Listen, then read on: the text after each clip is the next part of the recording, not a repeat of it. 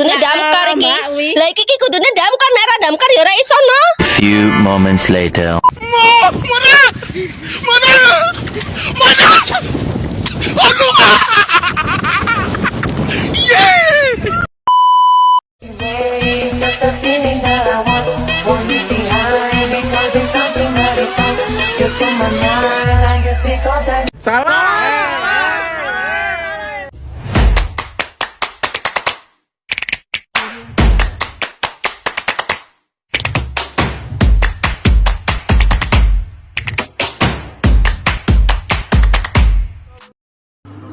Nah, apa sih itu organogenesis?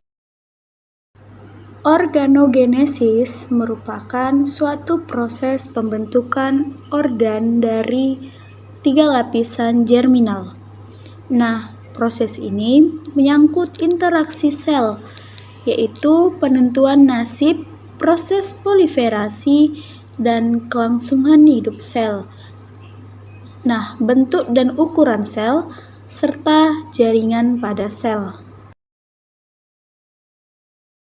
Sistem pencernaan.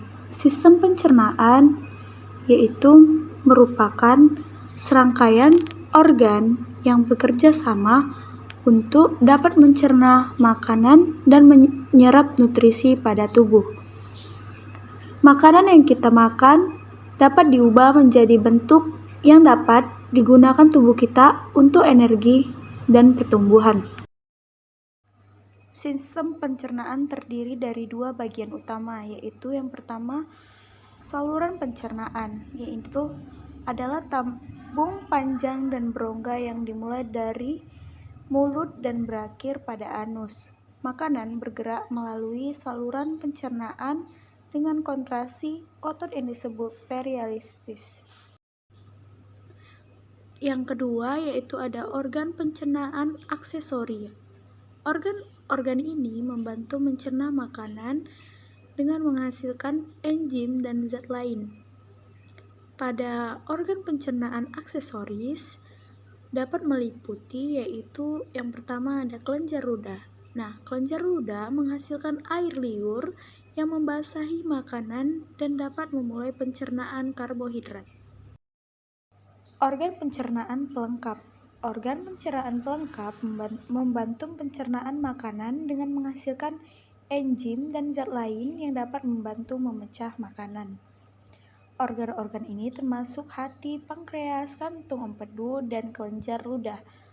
Proses pencernaan makanan dimulai dari mulut, di mana makanan dikunyah dan dicampur dengan air liur. Nah, air liur mengandung enzim yang dapat memecah karbohidrat dalam makanan. Makanan yang sudah dikunyah dicampur air liur kemudian ditelan untuk masuk ke kerongkongan. Kerongkongan adalah tabung berotot yang membawa makanan dari mulut ke lambung.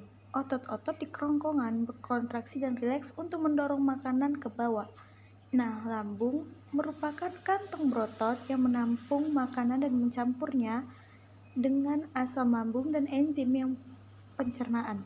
Asam lambung membantu membunuh bakteri dalam makanan. Dan enzim pencernaan nutrisi memecah protein dan lemak dalam makanan. Makanan yang sudah dicerna sebagian di lambung kemudian masuk ke usus halus. Usus halus adalah tabung panjang dan tipis di mana sebagian besar nutrisi dalam makanan diserap ke dalam aliran darah. Organ pencernaan pelengkap. Organ pencernaan pelengkap memainkan peran penting dalam pencernaan makanan. Berikut adalah beberapa fungsi utama dari pencernaan pelengkap. Yang pertama yaitu hati. Hati menghasilkan empedu yang membantu pencernaan lemak. Empedu disimpan di kantong empedu dan kemudian dilepaskan ke usus halus saat dibutuhkan. Yang kedua yaitu ada pankreas. Pankreas menghasilkan enzim pencernaan yang membantu memecah protein, karbohidrat, dan lemak. Enzim dilepaskan ke usus halus. Kemudian ada kantung empedu. Kantung empedu menyimpan empedu yang dihasilkan oleh hati. Empedu dilepaskan ke usus halus saat dibutuhkan. Kemudian terakhir yaitu ada kelenjar ludah. Kelenjar ludah menghasilkan air liur, zat yang membantu membasahi makanan dan memulai pencernaan pada karbohidrat.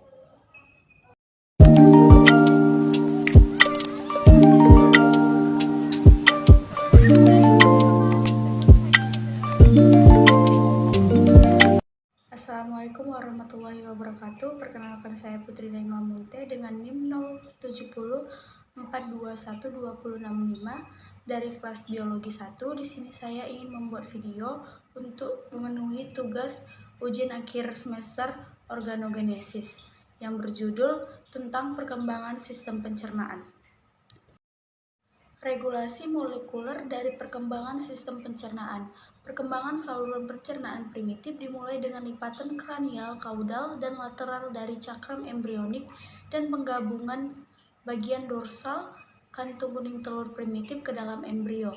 Bagian kranial dilapisi oleh bagian endoderm dari traktus yang terbentuk di dalam lipatan kepala disebut dengan usus depan, dan yang terbentuk di dalam lipatan ekor disebut dengan usus belakang, sedangkan segmen endoderm embrionik antara usus depan dan usus belakang kantung kuning telur disebut dengan midgut.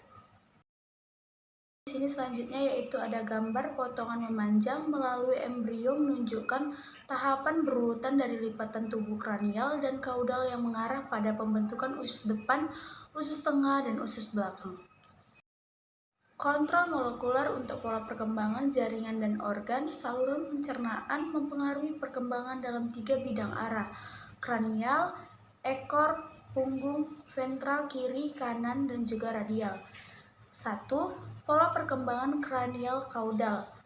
Gen homoebox atau HOX memainkan peran dalam membangun perkembangan regional saluran pencernaan di sepanjang sumbu kranial kaudal embrio. Beberapa gen HOX diperlukan untuk pembentukan signifer, pylorus, ileocaecal, dan anal. Pembentukan signifer tampaknya bertepatan dengan perubahan besar dalam pola ekspresi gen dan HOX. Yang kedua yaitu pola perkembangan dorsal dan ventral. Dalam perkembangan saluran pencernaan, awal dan keseragaman sepanjang sumbu dorsal ventral dan sampai seterusnya diekspresikan secara difus dan seragam. Kemudian di daerah yang ditentukan di mana tunas aktif terjadi ekspresis terhambat. Spesifikasi ventral dari usus depan yang diperlukan untuk organogenesis kelenjar tiroid dan paru-paru, yaitu melibatkan faktor transkripsi NKX 2,1. Yang ketiga, perkembangan radial saluran pencernaan. Stidodiferensiasi lapisan endodermal di sepanjang saluran pencernaan sangat dipengaruhi oleh faktor turunan mesodermal spesifik di setiap wilayah yang ditentukan. Terdapat karakteristik epiter khusus untuk daerah tertentu di sepanjang sumbu kranial kaudal dari saluran pencernaan. Terlepas dari perbedaan regional ini, penampang melintang melalui setiap wilayah saluran pencernaan menunjukkan organisasi radial. Selanjutnya yaitu ada perkembangan kerongkongan dinding perut, liver, pankreas, dan usung. Kerongkongan berupa tabung pendek yang memanjang dari alur trakea, terjadi pemanjangan daerah servis embrio sehingga kerongkongan bertambah panjang, dan pada tahap awal perkembangan epitel, esophagus berbentuk kolumer berlapis dan squamosa dan terletak di lapisan submukosa. Kemudian yaitu ada perkembangan dan rotasi dari intestinal pada hewan domestik. Usus terbentuk dari bagian usus depan yang terletak di bagian kaudal lambung yang sedang berkembang dan dari seluruh usus tengah dan usus belakang. Bagian pendek dari usus depan memiliki mesenterium dorsal dan ventral, sedangkan mesenterium ventral dari usus tengah dan usus belakang mengalami atrofi. Usus tengah bersama dengan mesenterium yang terkait memanjang membentuk lingkaran usus tengah. Ekstremitas descendens dari lengkung usus tengah berkembang menjadi bagian distal, duodenum, jejunum, dan bagian ileum. Ekstremitas ascendens membentuk bagian terminal, ileum, cecum, kolon ascendens, dan bagian proksimal, kolon trapezium. Usus tengah menerima suplai dari cabang aorta dorsal, arteri mesenterial kranial yang terletak di mesenterium dorsal. Seiring bertambahnya panjang loop tersebut melebihi ruang yang tersedia di rongga perut dan menempati bagian selom ekstraembrionik yang disebut dengan kantung umbilicalis. Nah, mula-mula rotasi kira-kira 180 derajat arah jarum jam, sehingga ekstremitas descendens di posisi ke caudal dan ekstremitas ascendens ke cranial. Ekstremitas descendens bertambah panjang dan membentuk serangkaian loop melingkar di sisi kanan kantung umbilicus. Ekstremitas ascendens yang mengembangkan di verticulum secum primitif tumbuh lebih lambat daripada ekstremitas descendens dan menempati di sisi kiri kantung umbilicalis. Karena pemanjangan usus tengah, kantong pusar tidak dapat menampung massa usus yang mengalami herniasi. Ekstremitas ascendens dari loop midgut kembali ke rongga perut lewat di depan arteri mesenterika kranial dan menempati posisi di daerah kanan garis tengah. Penarikan loop midgut dari kantung umbilicalis menghasilkan rotasi usus lebih lanjut di sekitar arteri mesenterika kranial sehingga tingkat rotasi penuh melebihi 270 derajat.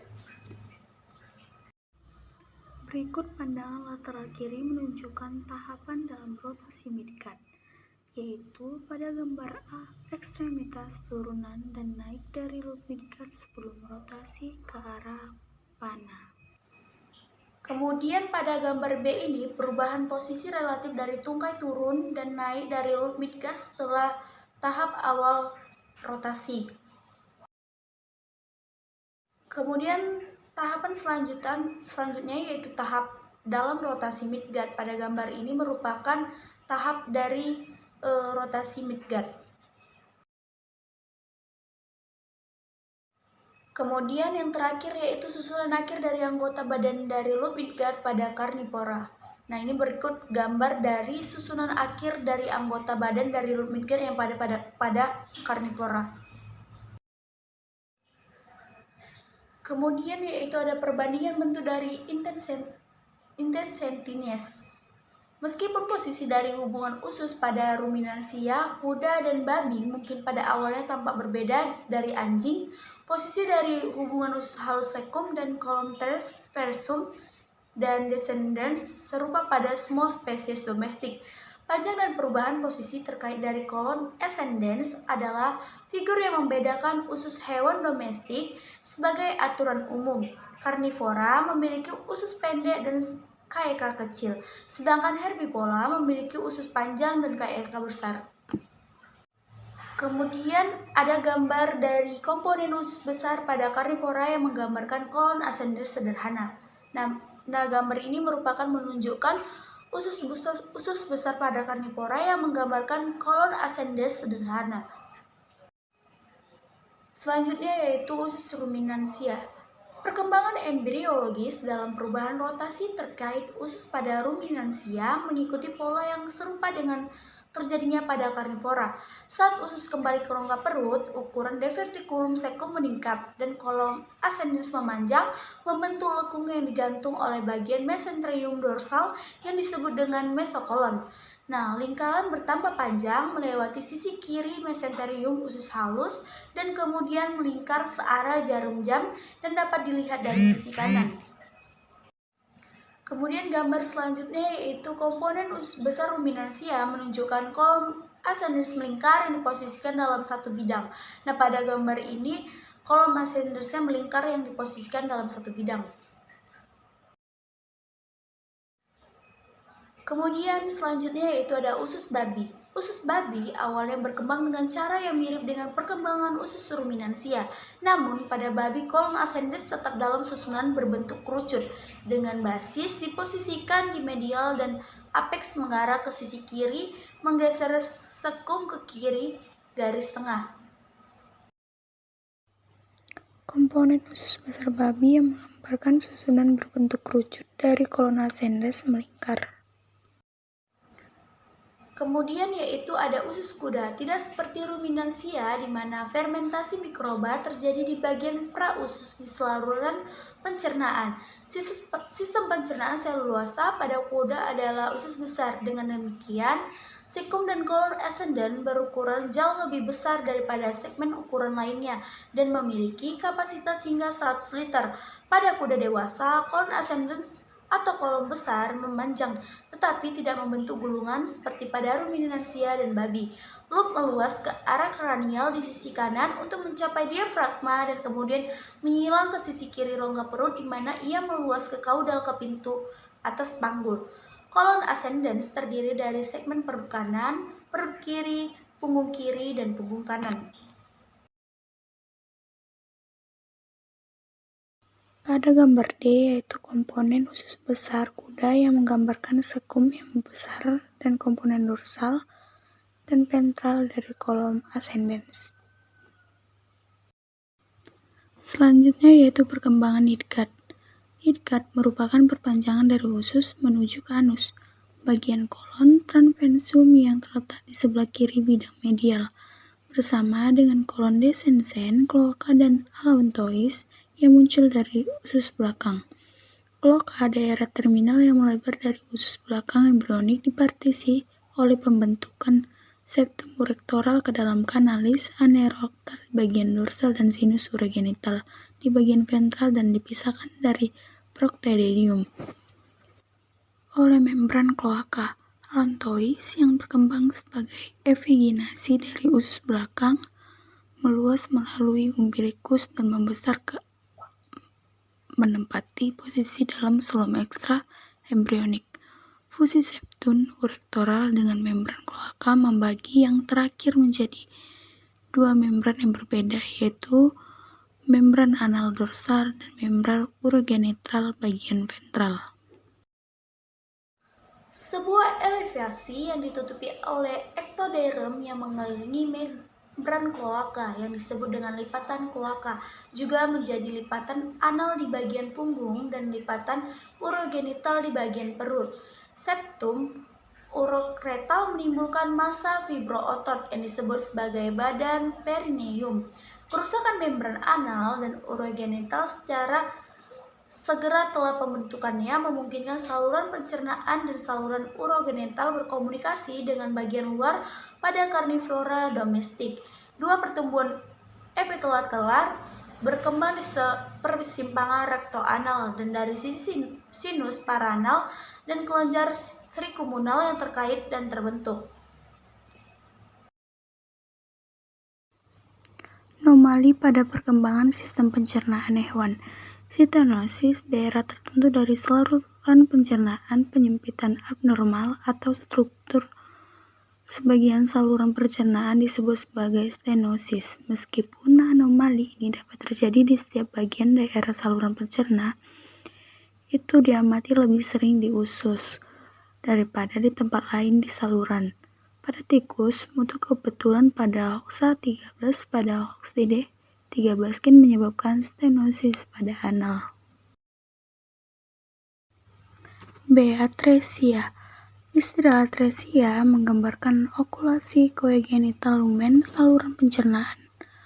Okulasi itu sendiri dapat terjadi sebagai partisi membran yang lengkap, sebagai tali fibrosa atau otot di antara ujung usus yang buta, atau mungkin tidak adanya segmen usus sama sekali.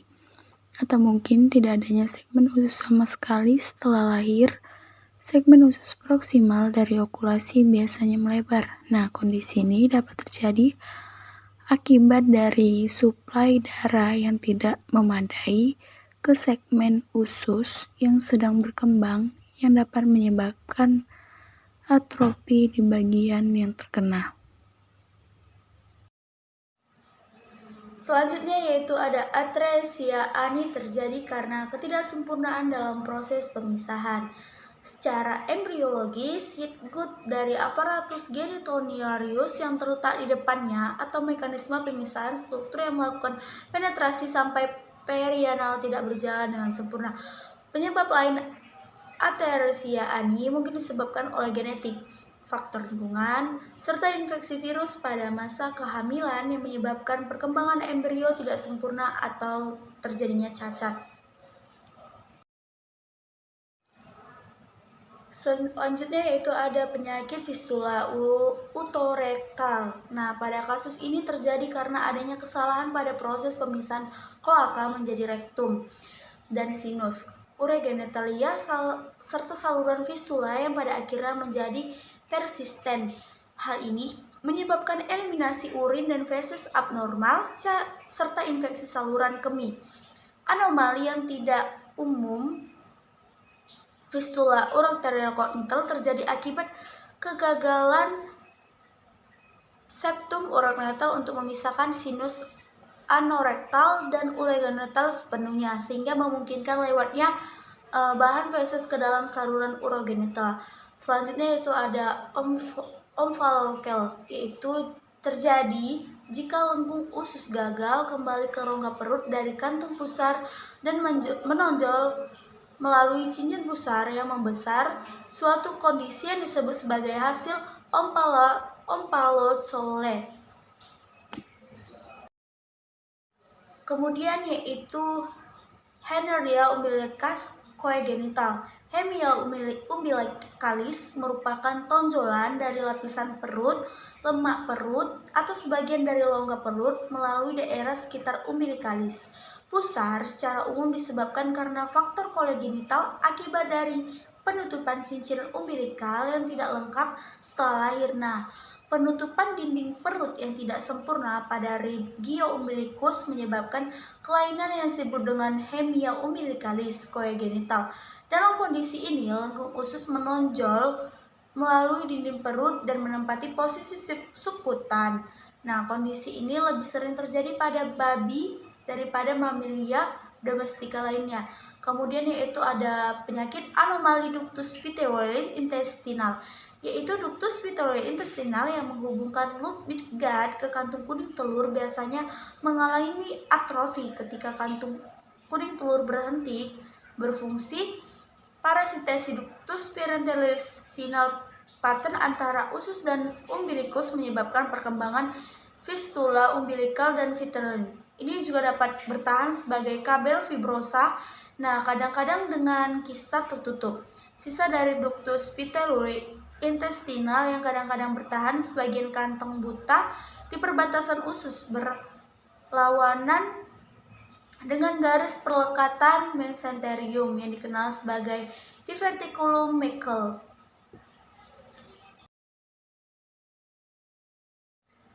Dan selanjutnya yaitu ada megaesophagus coegenital. Megaesophagus idoptic coegenital diatasi oleh esophagus yang kadang-kadang terjadi pada anjing dan kucing. Biasanya terdeteksi saat penyapihan hipomobilitas dan dilatasi terkait yang menyertai kondisi ini yang dikaitkan dengan disfungsi neuromuskular. Selanjutnya yaitu ada megakolon, yaitu penyakit Hirschsprung yang dilatasi oleh usus besar yang terjadi kranial segmen agaglionik. Usus yang berkontraksi disebut sebagai megakolon. Nah, kondisi yang tidak bisa telah jelaskan pada babi dan anjing. Pada manusia, kondisi yang bersifat bawaan dikaitkan dengan kegagalan perkembangan ganglia enterocranic.